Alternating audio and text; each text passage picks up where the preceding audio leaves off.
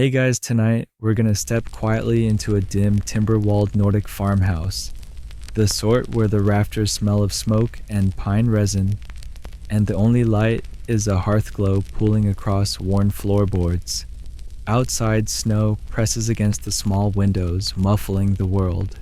Inside, you settle on a carved bench that creaks faintly under your weight, and your eyes wander to the old woman opposite you, her fingers slowly twisting a ball of yarn. She's the one who begins the story, not a grand beginning. No thunderclap or prophecy, just a low, almost conspiratorial tone as she tells you about the hidden folk. She calls them Holdefolk in Icelandic, but here in the rural corners of Scandinavia you'll hear other names. Her eyes dart to the shadows, as if even now someone or something might be listening. There's a chance you'll miss this story if you let your mind wander too quickly, and honestly, that would be a shame. It's not every evening that someone explains why elves of all things were considered the politest guests you could hope for in a place where winter lasted most of the year. So before you start to feel relaxed and drift off to sleep, take a moment to like the video and subscribe, but only if you genuinely enjoy what I do here. And while you're here, post your location and local time in the comments. I love knowing where in the world you're listening from.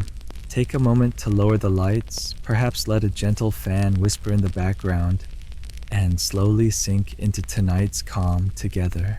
The old woman's voice settles into a rhythm that matches the crackle of the fire. She tells you that the hidden folk didn't simply appear in fairy stories, they were part of everyday thinking. In villages where you might go days without seeing a stranger, these unseen visitors were somehow always nearby, just out of sight, but behaving with a formality that would put even your most etiquette-obsessed aunt to shame. She leans forward explaining that in the sagas and folk tales, these beings were not tiny wing-fluttering sprites, but human-sized, well-dressed figures who simply lived parallel to you, stepping into your world when the mood took them. Historians still argue whether these polite house guests were older pagan nature spirits, wrapped in a later Christian moral coat, or whether they were always imagined as neighbors from an invisible street just beyond the barn. Either way, she says the politeness was key. Her tone drops to a whisper as she describes winter nights when children huddled under sheepskin covers could hear faint footsteps on the roof beams or the smallest creak from the pantry door. No harm ever came from it, on the contrary. If you'd been a good host without even knowing you were one, you might find a small gift the next morning. The villagers took this seriously. A pot of porridge left by the hearth, a slice of bread on the windowsill, simple offerings that spoke volumes. And here's where the quirky detail comes in. Some families swore that the elves would only visit if they could smell freshly churned butter. Not just any butter, but the pale, salted kind wrapped in cloth, the aroma drifting into the night air. You imagine yourself in the warm gloom, the rhythmic clunk of the churn paddle, echoing faintly, wondering if a hidden guest might be peering through the frost-rimmed window. The old woman chuckles, saying that you'd never hear a knock or see the door swing open. That wasn't their way. Instead, the signs were subtle. A chair moved a draft that wasn't there before the fire stirred without anyone touching it. For all their mystery, the hidden folk were considered fastidious. They never tracked in mud, never spilled ale, and never ever sat in the best chair unless invited. You picture the quiet pride a household might feel the next morning realizing they'd been visited. Maybe a misplaced spoon was now neatly aligned with the others, or a frayed tablecloth had been folded so the worn part didn't show. In places where human neighbors might stop by only a handful of times in a season, the idea of guests, any guests, was enough to warm the long nights. And the politeness wasn't just good manners, it was currency.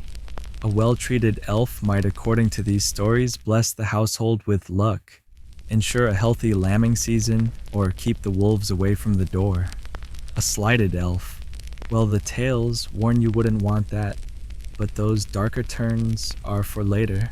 Tonight, the old woman keeps it in the glow of the good visits when hospitality crossed the line between worlds. The fire pops a curl of smoke threads up into the beams, and she leans back satisfied you're listening.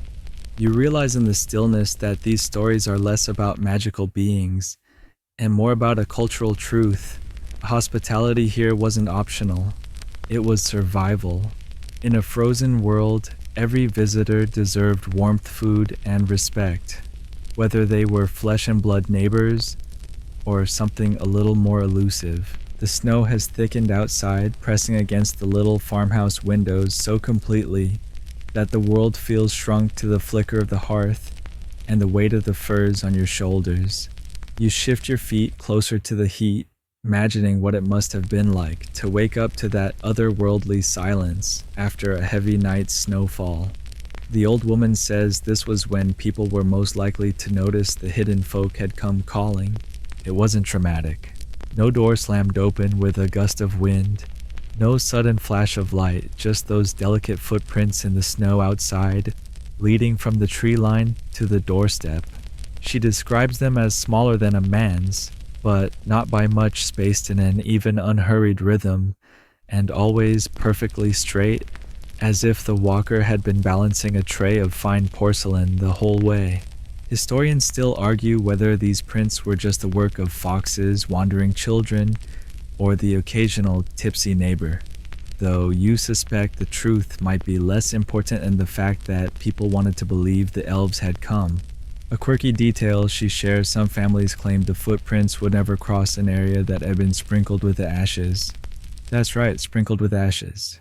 Supposedly, the hidden folk disliked soot on their finely kept boots, so a clever way to keep them from wandering into the barn uninvited was to draw a sooty line in front of the door.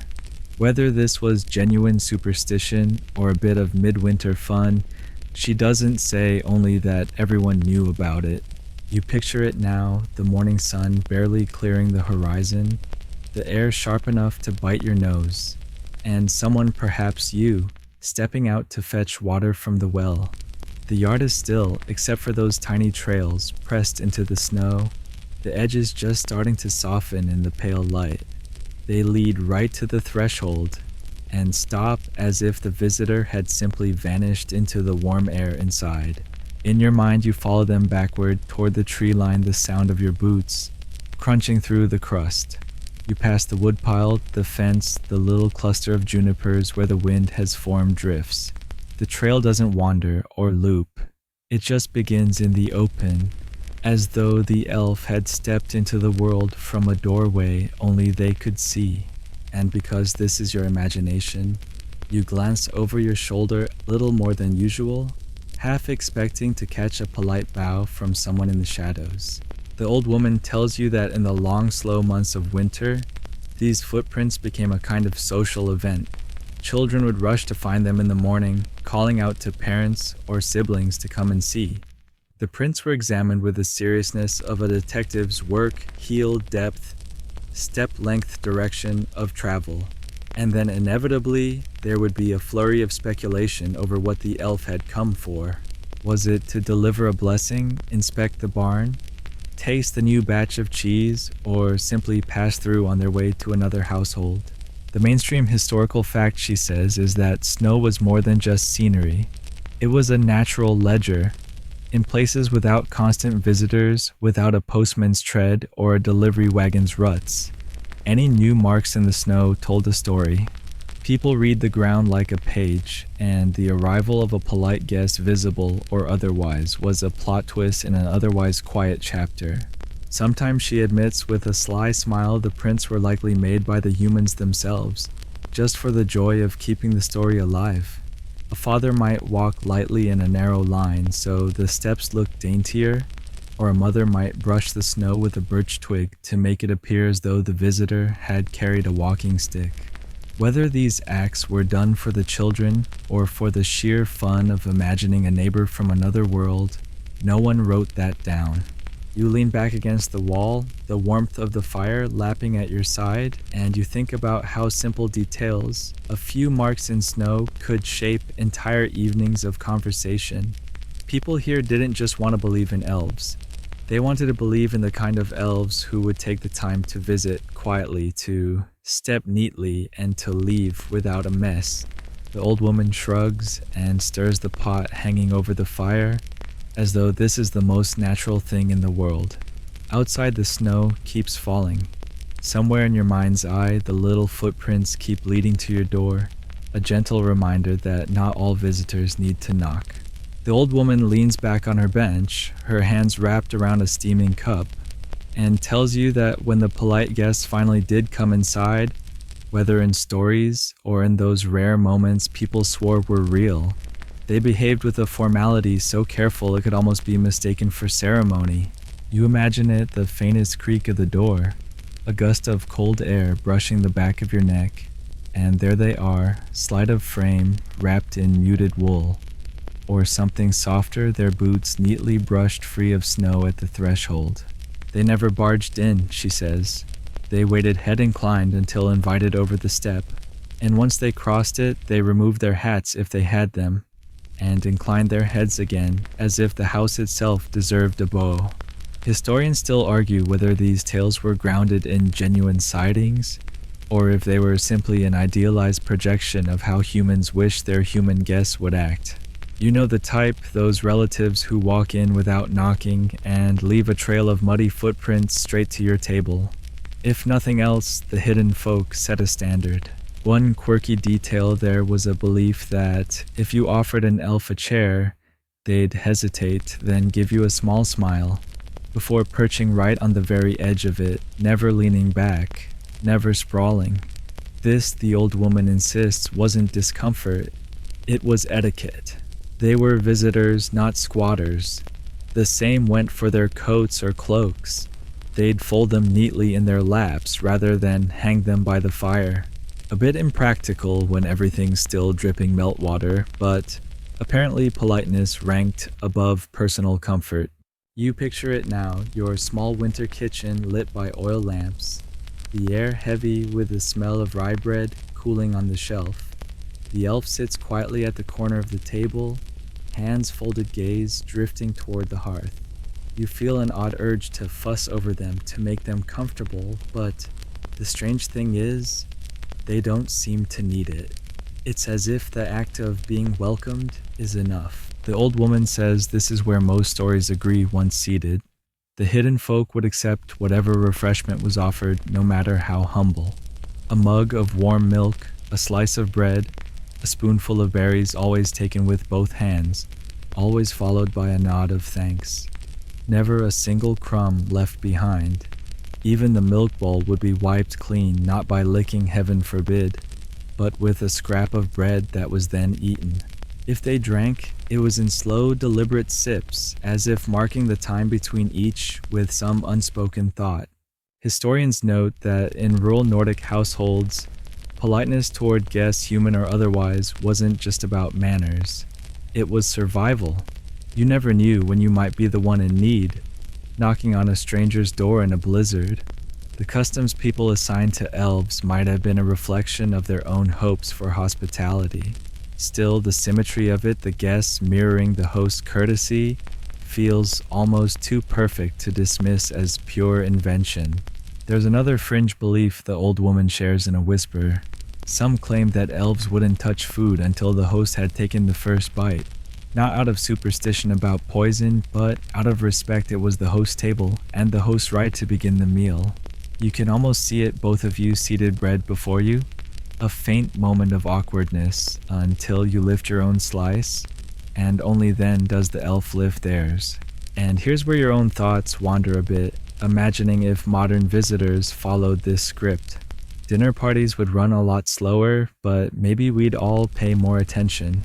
Maybe phones would stay in pockets, conversations would be longer, and bread crusts would always be buttered evenly to the very edges. The old woman chuckles when she says that some families, hoping to encourage future visits, would quietly set an extra place at the table, even if no guest was expected. A little plate, a little cup, a folded napkin just in case. If nothing else, it made a good story for children who might glance at the empty chair and whisper about whether the invisible guest was already there listening. The idea sits with you for a while, the notion that courtesy is a kind of bridge, one that spans not just between two people, but maybe between two worlds. You look toward the door, half expecting the faint creak of hinges, the rush of cold, the slight figure stepping in. And even though it doesn't happen, you keep the image in your mind, the guest who takes nothing for granted, who notices every kindness, and who leaves the place exactly as they found it, only warmer for having been there. You find yourself lingering on that image of the extra place at the table, the plate and cup waiting patiently for a guest who may or may not arrive. The old woman smiles faintly, saying that if the stories are true, the politeness of the hidden folk didn't stop at the table. No, it extended into the very rhythms of the household. Quiet gestures, careful movements, and a deliberate avoidance of anything that might disrupt the home's harmony. It's said that when elves stayed overnight, and yes, apparently that sometimes happened, they followed the unspoken rules of the host's space without being told. If a family kept their boots by the door, the elves would do the same. If the hearth was banked early, they wouldn't sneak back to stoke it hotter. And when it came to sleeping arrangements, they never took more than what was offered: a spot on a bench, a folded blanket, maybe the warm corner of a rug by the fire. Never your bed, never your pillow. Historians still argue whether this part of the tradition reflects actual belief, or whether it's the projection of an ideal lodger, a sort of supernatural Airbnb guest who leaves a glowing review in the form of good fortune for the household. One fringe tidbit. Some families swore that the elves would tidy up the sleeping space in the morning, folding their blanket, sweeping the area with a small branch broom they carried themselves. Yes, apparently some of these guests packed their own cleaning tools. You're suddenly imagining the awkwardness if your cousin stayed the night and whipped out a personal broom at sunrise. There's a charming practicality to the way these stories go. The hidden folk were said to move about the house softly, never rattling pots or clattering plates. If they needed water, they'd draw it themselves and replace the bucket lid. If they borrowed a cup, they'd wash it and place it exactly where it had been found. Some accounts even claim they memorized the arrangement of items in a room so they could return them without error, like a reverse magician's trick where nothing disappears, but everything stays exactly the same. And then there's the business of nighttime noises. You know how houses creak after dark? In Nordic winters with timber frames contracting and ice shifting on the roof. It's like an orchestra of tiny, unsettling sounds. People would claim that the presence of a hidden guest actually reduced those noises, as if the elf was making a point to keep the night calm for everyone else. Skeptics, of course, say that's just wishful thinking, your mind finding patterns in the silence. But believers insisted you could tell the difference. The quiet wasn't empty. It was attentive, like the whole house was holding its breath in solidarity. One quirky story from a coastal village describes an elf guest leaving a host's boots better polished than when they arrived. No one saw it happen. The boots were just different in the morning. The leather softened, the seams cleaned of mud, the laces neatly coiled. Historians point out that this might be connected to older household spirit traditions across Europe, beings who helped with chores in exchange for small offerings. But here the emphasis was never on payment. It was gratitude folded neatly into the smallest of gestures. You wander mentally into a scene. You've offered your guest a spot on a bench by the fire. They've curled under a blanket, eyes closed, hands resting lightly on their stomach. The soft crackle of embers is the only sound, except for the occasional rhythmic sigh. Contentment, not sleepiness. By morning the hearth is tidier, your kettle is filled, and the woodpile somehow looks neater. No fanfare, no note left behind. just the quiet knowledge that your kindness was seen, appreciated, and returned in a way you didn't even have to ask for. It's tempting to think of it as a quaint folk embellishment. After all, the idea of any guest being this considerate feels like a bedtime fantasy all on its own. But the old woman shrugs and says, maybe we needed those stories to remind ourselves how to behave. You nod, thinking she might be right. After all, even if the elves were never real, their example still makes you want to tread a little lighter, speak a little softer, and maybe put your own boots in a neat row before bed. You picture that neat row of boots again now, dusted with a soft drift of overnight snow, as the old woman leans forward in her chair. Her voice lowers just a fraction, not for drama, but as if she's drawing you into a smaller, more intimate circle of trust. Of course, she says being a good guest wasn't enough for them. They had to be good company too. The Nordic elves in these fireside accounts weren't just silent shadows moving through a household. They engaged in their own measured way. At the table, they listened more than they spoke, letting their host take the conversational lead. But when they did talk, the words were carefully chosen, sometimes laced with wit, sometimes with a morsel of wisdom. Historians still argue whether these conversational gifts were meant as blessings or just reflected the way storytellers embellish their own encounters, making their mysterious visitors cleverer and kinder with each retelling. The fringe detail that always gets people's eyebrows to rise. Supposedly, the elves were excellent compliment givers. Not the obvious kind, no awkward, nice stew tossed over a spoonful, but subtle specific praise, admiring the hand-carved chair legs, noting the perfectly stacked wood pile, or remarking on the even stitching of a mitten. These compliments, it was said, were never empty. If they noticed it, it meant they'd actually paid attention, and in return, villagers treasured those words, sometimes repeating them for years, like a kind of social badge.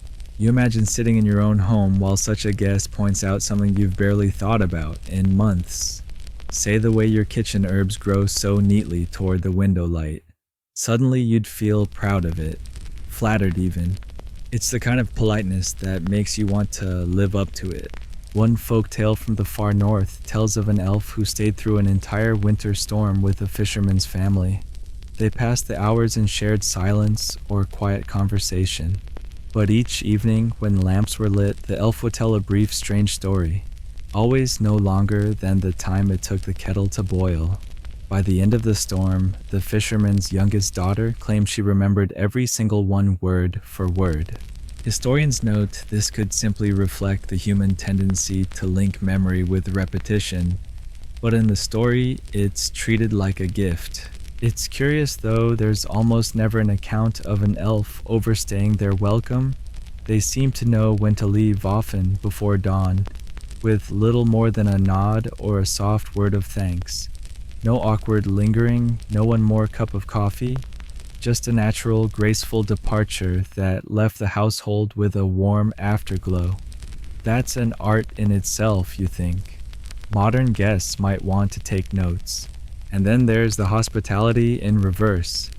If a host treated their elven visitor exceptionally well, the guest might return the favor months later in some unexpected way. One tale describes a shepherd waking to find his sheep herded neatly into the barn during an early snow, no footprints leading away. Another speaks of a family discovering their fence repaired overnight.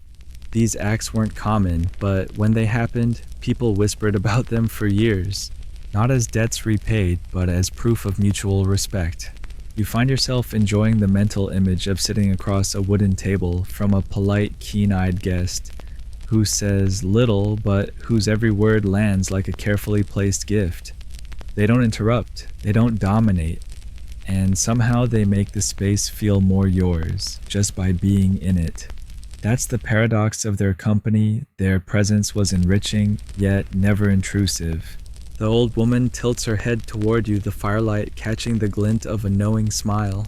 We tell those stories, she murmurs, because we want to believe good manners can be magic. You suspect she's right. Whether or not the hidden folk ever sat at someone's hearth, the lessons they carried, listening well, speaking kindly, leaving on time, are worth keeping alive. And as you lean back, letting the imagined hum of that fireside conversation fade into the soft hiss of snow against the window, you realize you've been holding your own mug a little more gently, speaking a little quieter, as if preparing for the day you might have such a guest. The kettle on the hearth gives a slow, comforting hiss, and you let your thoughts drift toward a less obvious part of elven etiquette, how they treated a host's possessions. In most folk tales, Nordic elves were the kinds of guests who never borrowed without asking, and never returned anything in worse condition than they found it. In fact, one old fishing village story insists an elf once returned a borrowed ladle shinier than when it was loaned, though historians still argue whether this was a metaphor for mutual care, or just someone getting overexcited about polishing. In those evenings around the fire, it's said that an elf would quietly take in the room, the weaving on the wall, the neat rows of tools by the door, the stack of folded linens, and never so much as brush against them unnecessarily. You picture one reaching for a mug, fingers careful not to clink against its neighbors, as if every sound and movement mattered. It wasn't just politeness, it was awareness.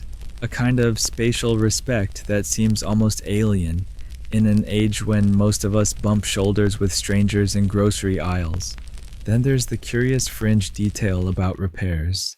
Several tales mention elves fixing things without asking, which sounds charming, until you remember that meant rearranging a human's possessions. A latch that stuck might suddenly swing freely, or a loose chair leg could be mysteriously tight come morning. It was never anything grand, no magically replaced roofs or gold coins under pillows.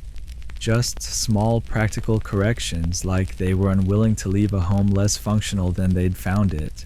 One story still told in a few Norwegian coastal towns tells of a fisherman who returned home to find the worn leather straps of his sled reins replaced with new perfectly cut ones. The twist, he'd never mentioned the wear aloud. The elf, according to the tale, had simply noticed and acted. Was it supernatural insight, or just the kind of keen observation that comes from actually looking at your surroundings? That's the scholarly debate, magic, or mindfulness. You can almost feel the weight of that idea, how much could change if every guest took it upon themselves to leave a place just a little better than they found it. A visiting cousin might tighten a wobbly table leg. A friend could replace the batteries in your remote. Not quite the same as a polished ladle, but the spirit is there. And these elves, for all their otherworldliness, never flaunted their helpfulness. No loud, "Look what I fixed" announcements. No expectation of thanks. In fact, the etiquette was to slip away before the host noticed the change, letting the discovery come as a pleasant surprise. That restraint might be the politest part of all, but not every story is one of quiet repair. Some recount gentle refusals. If offered an object they didn't need, the elves were said to decline with a smile, sometimes adding a kind word about how the item suited its current place. "Better it stays here," one folktale quotes, "for the room would miss it." Whether that's poetic courtesy or just an excuse to avoid carrying something home is again open for debate. You imagine yourself hosting such a guest, watching them glance at your bookshelf, not to judge its contents, but to notice the way the spines catch the lamplight. Maybe they'd say, "Your books keep the room steady," and you'd be left wondering if that was literal or just very, very kind. Either way, it'd make you see your own belongings in a softer light, and perhaps that's the hidden magic of their behavior, not in grand enchantments, but in reframing the ordinary. To leave a place better could mean mending a broken hinge, but it could also mean leaving the host feeling that what they already have is worth more than they thought. The fire in your mind's hearth burns low, and you picture the elf slipping out into the snowy dark. The faintest creak of the door, the only sign they've gone. In their wake, the house feels somehow warmer, the shelves straighter, the chair legs sturdier. You lift your own cup again, imagining the handle just a little smoother under your fingers, as if someone thoughtful had been here before you. Snow drifts lazily past the window in your mind, and you lean closer to the crackling hearth as the stories turn to a rather delightful element of elven etiquette, the art of the thank you gift. Nordic elves, it said, were rarely empty-handed when they left a home where they'd been treated well. Not bouquets of flowers or boxes of chocolate. No, their offerings were far more, well, elfish. In some accounts, a departing elf might leave a small bundle of herbs on the windowsill, sprigs of juniper for cleansing the air, or thyme for warding off illness. Mainstream folklore notes that these herbs often grew in places humans couldn't easily reach, like cliff edges or deep forest glades, making the gift feel impossibly personal. Historians still argue whether these plants were actually rare, or whether the elves just had a knack for finding the nicest specimens. Either way, the gift wasn't about expense. It was about thought. Then there are the fringe tales, the ones where the parting gift was stranger. One fisherman's family in Iceland claimed an elf once left behind a perfectly smooth pebble, black as night, which they kept by the hearth for generations. When asked why, the fisherman shrugged and said it kept the room listening. What that means exactly is anyone's guess. Maybe it was just a poetic way of saying it made the house feel more alive. Sometimes the thank you wasn't physical at all. A few 18th century oral accounts describe elves quietly blessing the home. No chanting, no theatrics, just a sudden sense of warmth, as if the walls themselves were exhaling in relief. Whether this was real magic or simply the lingering glow of good company, the result was the same hosts felt happier in their homes after an elf's visit. One charming motif appears in both Norwegian and Swedish folk traditions, the borrowed song. The elf upon leaving would hum or whistle a tune the host had never heard before. Days or even weeks later, the host might catch themselves humming it absent-mindedly while mending nets or stirring soup. The tune would lodge in memory like an old friend, and in some cases, families passed it down for generations. Was it a signature of goodwill, a way of being remembered? Or maybe, as some folklorists suggest, a subtle enchantment to keep the bond between human and elf alive? Of course, these gestures only came after the host had treated the elf with respect. In older sagas, if a human was careless or unkind, the parting gift could be conspicuously absent. Worse, it might be replaced with something slightly inconvenient. A chair leg loosened, a bucket handle mysteriously missing. Not malicious, just instructive. A little nudge to remember the rules of hospitality. You imagine standing at your own front door on a winter evening, saying goodbye to such a guest. They smile, offer a small nod, and turn into the night. You close the door only to find moments later that there's a folded square of cloth on your table, a handkerchief you've never seen before, stitched with tiny snowflake patterns. You pick it up and it's warm, as if it's been sitting in sunlight. That's the thing about their thank you gifts, they weren't meant to impress strangers. They were for you, the host, and often had meaning only you would understand. Maybe they replaced the cup you'd chipped last week, or returned a missing button from your coat. They'd noticed the absence without you ever mentioning it.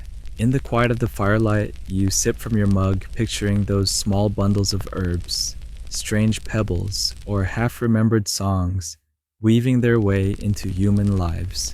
And you can't help but think, if we all left a little something behind when we visited a friend, something that spoke not of money, but of attention, the world might feel more threaded together. A gentle gust rattles the shutters, and in your mind the sound almost forms a melody, like an old tune you can't quite place, softly urging you to remember that somewhere in some corner of the world, guests once took their leave with a gift that could warm a winter. You're still thinking about those little parting gifts when your mind wanders to another endearing trait of Nordic elves, the way they seem to love sending notes. Not long flowery letters, but brief careful messages slipped in unexpected places, and sometimes those notes weren't even written in words you could read. Mainstream folklore often describes them as small scraps of birch bark, the smooth inner layer used as a natural notepad.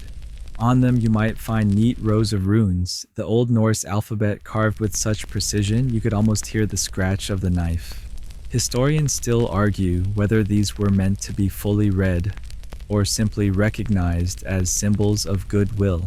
After all, plenty of the farmers and fishers who found them couldn't actually decipher the writing. They just knew it came from someone who paid attention. There's a quirky thread of tales where the message wasn't runes at all, but tiny pictures. Imagine peeling back the lid of your flour barrel to find a little drawing of your house, complete with smoke curling from the chimney, and the lopsided fence you've been meaning to fix. One Danish story even describes an elf leaving a miniature portrait of the family goat, drawn with exaggerated horns, and a grin, perhaps the elf's idea of a joke. The placement of these notes mattered too. One might be tucked into the bread bin so you'd find it at breakfast. Another could be balanced on the windowsill where the morning light would hit it first. Sometimes it was almost like a scavenger hunt. You'd find one note which hinted at where to look for the next. People claimed it was the elves' way of keeping a little spark of playfulness alive after they'd gone. Of course, these gestures weren't random. The notes often responded to something that had happened during the visit. If you told a funny story by the fire, the elf might leave a line of runes that translated loosely to still laughing. If you'd worried aloud about your potato harvest, the note might carry a blessing, or a simple sketch of plump tubers as if to say you'll be fine. One charming legend from rural Sweden tells of a widow who once hosted an elf on the coldest night of the year. The next morning she found no gift on the table, but when she went to milk her cow, there was a scrap of bark tied gently to the cow's halter. On it, a single rune for warmth. That winter, her barn seemed somehow less drafty, though she never could explain why. The scholarly debates about these notes center on intent. Were they purely whimsical, meant to delight, or were they part of a more formal code, an unspoken continuation of the hospitality ritual? Some folklorists think the act of leaving a note helped seal the goodwill agreement between elf and human, ensuring mutual respect into the future. Others shrug and say maybe the elves just liked practicing their penmanship. You picture yourself walking into your kitchen one frosty morning and finding a folded scrap of birch bark propped against the sugar jar. You open it and there's a simple line drawing a steaming mug, the same one you're holding now. No words, no explanation, just a little visual echo of comfort. Wouldn't that be enough to make the whole day warmer? It's funny people spend so much time talking about elaborate gifts or grand gestures, but here's a tradition built on something as small as a piece of bark and a few careful scratches. And yet, in these stories, that's what hosts remembered most vividly years later. Not the feast they served, but the note they found afterward. You let that thought settle in like a folded message tucked into the quiet corners of your own memory. Somewhere in some old farmhouse, there's probably still a scrap of birch tucked into a wooden box kept for decades. Not because of its material worth, but because it carried the unmistakable whisper, "You mattered enough to be remembered." The memory of those delicate birch bark notes drifts naturally into another quirk of Nordic elf courtesy, the habit of leaving homes better than they found them. Not in the overblown fairy tale sense of magically cleaning an entire house while you sleep, though there are a few dramatic stories like that. This was subtler, practical, the sort of quiet, almost invisible improvements that only the person living there would notice. Mainstream accounts often describe elves tightening loose door hinges, smoothing splintered floorboards, or replating frayed rope handles on water buckets. You might wake up and think, did I fix that last night, before realizing you hadn't touched it. The work was always tidy, as if done by someone who had all the time in the world. Historians still argue whether these tasks were meant as a thank you, or simply an elf's way of making sure their preferred visiting spot stayed in good condition for next time. The quirky end of this tradition involves more personal touches, like replacing a broken mug with one they'd borrowed from somewhere else slightly mismatched, but perfectly functional, or reorganizing your spice jars so the most used were now closer to the hearth.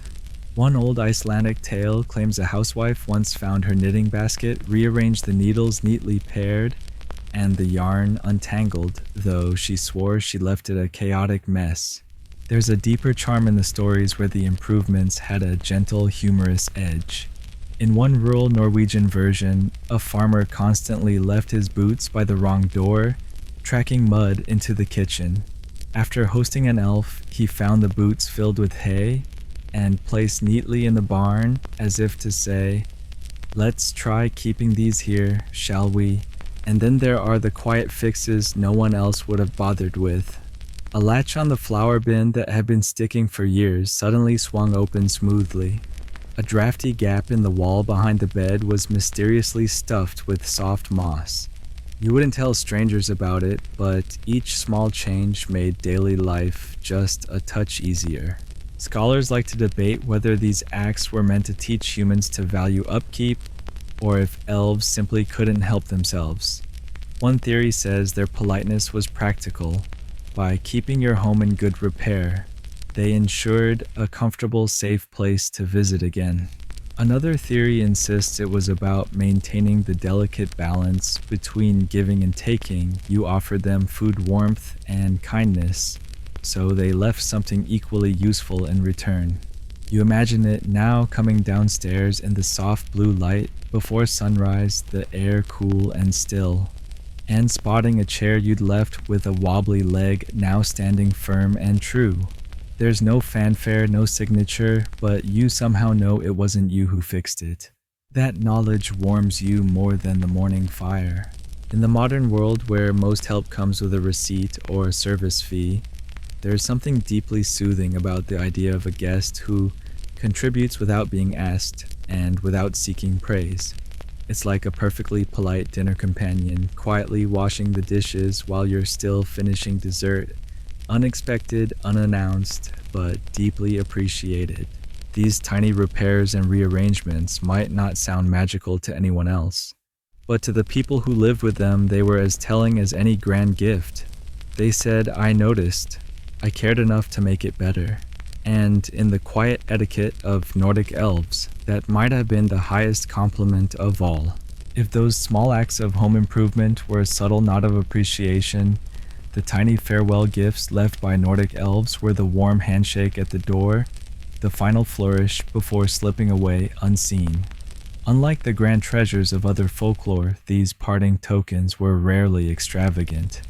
They were modest, thoughtful, and almost always practical, as if the elves wanted you to remember them not with awe, but with a smile. Mainstream accounts across Norway, Sweden, and Iceland speak of coins, small ones often old enough to bear worn faces and faded runes. You might find them tucked beneath a loaf of bread, inside the fold of a dishcloth, or even balanced atop the very spot where you'd left their supper. Historians still argue whether these coins were actual currency relics from centuries past, or entirely enchanted objects that vanished the moment they were spent. More unusual were the natural gifts.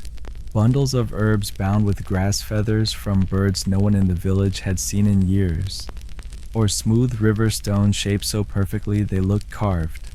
One Icelandic shepherd swore he found a cluster of cloudberries in his kitchen in the dead of winter, an impossibility that made him believe the elves had gone somewhere far warmer before returning to bid him goodbye. The quirky side of these tales comes from the occasional sense of humor in the gifts. A fisherman who complained about a neighbor's loud rooster found a neatly wrapped package on his table containing a single earplug made from wool. Another farmer famous for misplacing his tools once received a length of leather cord with every one of his small knives tied to it, impossible to lose unless he misplaced the whole thing. What makes these gifts so enchanting is how deliberately personal they seemed. You didn't receive something random. You received something that spoke to your habits, your needs, or even your quirks. In one 18th century Swedish account, a widow who had been struggling to mend her late husband's coat found a packet of unusually fine needles, each sharper than anything she'd owned. She used them for years and swore her stitches never once came loose. Some scholars suggest these tokens were more than simple politeness. They may have served as a calling card, a subtle way for the elves to remind you that your kindness had been noticed and remembered. Others argue they were part of a cyclical relationship. The gift encouraged you to continue your good hospitality, ensuring the elves had a welcoming place to return. You imagine waking up to find something small but perfect, sitting quietly by the hearth, a hand-carved wooden spoon smooth and balanced in your palm, a sprig of lavender from a season months away, or a single drop of amber honey in a seashell. In the half-light of morning, you'd hold it and think not of its monetary value, but of the silent message it carried. Thank you. We'll be back when the snow melts. In the modern age where farewells are more likely to be digital, and gifts come wrapped in glittered paper, there's a rare beauty in this understated exchange. The elves' tokens were never about spectacle. They were about intimacy, about recognizing the connection forged over quiet evenings, shared warmth, and mutual respect. And maybe part of the magic lay in never catching them in the act. You never saw a hand place the coin, never heard a step on the floorboards.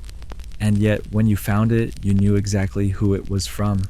That certainty, unshaken by logic, is perhaps the most enduring gift they ever gave. As the years rolled on, those farewell gifts, like the visits themselves, became rarer, not because the elves lost their sense of courtesy, but because the human homes they once frequented changed.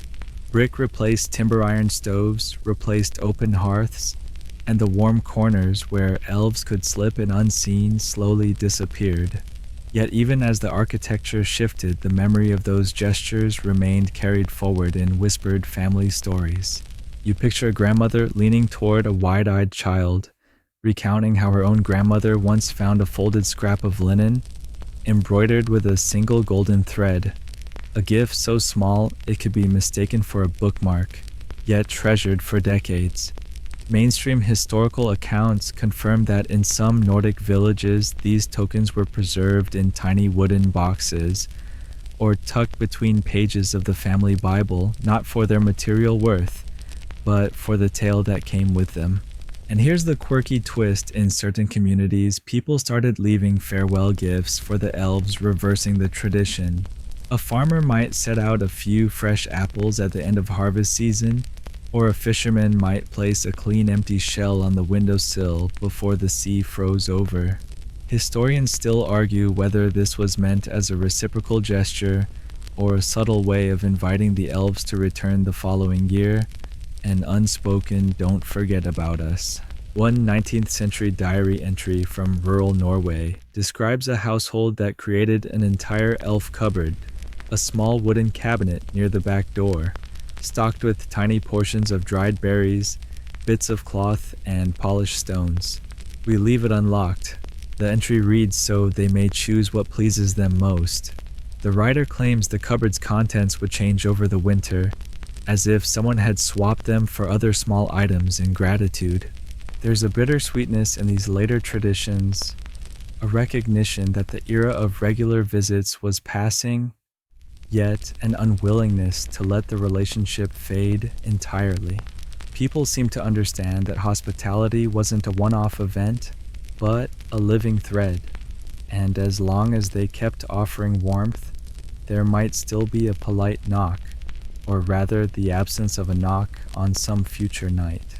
It's hard not to wonder if the decline in visits had less to do with the elves, and more to do with humans forgetting how to leave the right kind of space.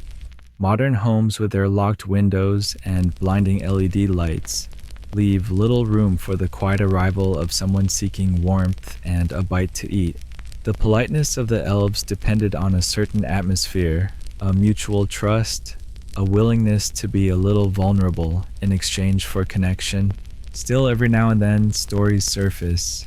A family in a remote Icelandic farmhouse swore that after leaving a slice of Christmas cake on the hearth, they found a perfectly round stone in its place the next morning. A Swedish cabin owner claimed to discover a carved reindeer figurine on his doorstep after fixing an old footbridge near the woods. Whether these are genuine visits or simply the mind's way of keeping old magic alive, the effect is the same. The tradition lingers like the echo of a polite goodbye. You imagine walking through such a home in late winter, running your fingers along the mantel, checking the corners of the kitchen, peeking into the shadowed edges near the door. Maybe there's nothing there. Or maybe, if you're lucky, a folded scrap of paper with a pressed flower inside. You'd smile, knowing that even in a world much noisier than theirs ever was, the elves still remember the rules of being a guest. And perhaps if you remembered to leave out a little something, they'd also remember to come back. Spring in the far north doesn't so much arrive as quietly sneak in, a little like the elves themselves. Snow melts in a hush, the streams run a bit quicker, and the air smells faintly of thawed earth and birch buds. In the old days, this was also the season when elves, if they were planning a summer return, left their softest hints. A smudge of pollen on the windowsill, a faint footprint in a dusty corner, a small bundle of dried herbs laid neatly on the kitchen table. Mainstream folklore records note that in rural Nordic farming communities, the transition between seasons was when human households renewed their welcome. Fresh straw might be laid in the corners, benches scrubbed, and pantries organized not only for practical reasons, but as an unspoken signal that the space was ready for visitors, mortal or otherwise. The curious detail here is that families sometimes did this work at odd hours quietly, as though they didn't want to be seen making the effort.